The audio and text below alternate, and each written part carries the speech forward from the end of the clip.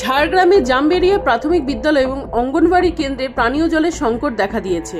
Tubewell থেকে লালচে নোংরা জল বের হওয়ার কারণে জল পান করার অযোগ্য হয়ে পড়েছে। মিড ডে মিল রান্নার জন্য স্থানীয় বাসিন্দাদের বাড়ির জলের উপর নির্ভর করতে হচ্ছে। ঝাড়গ্রামের জামবেড়িয়া প্রাথমিক বিদ্যালয় এবং অঙ্গনওয়াড়ি কেন্দ্রে পানীয় জলের তীব্র সংকট দেখা দিয়েছে। বিদ্যালয়ে দুটি টিউবওয়েলের মধ্যে একটি সম্পূর্ণ খারাপ এবং অন্যটি থেকে নোংরা জল বের হচ্ছে।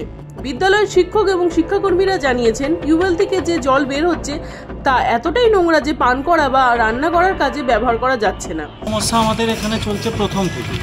যদিও আমাদের এখানে একটা টিউবওয়েল আছে স্যার, কিন্তু ওটা পুরো আয়রনযুক্ত জল, বাচ্চাদের খাওয়ার অনুপযুক্ত জল, এবং সব থেকে বড় জিনিস হচ্ছে যে আমরা মিড ডে মিল রান্নাটাও করতে পারি না ঠিকঠাকভাবে।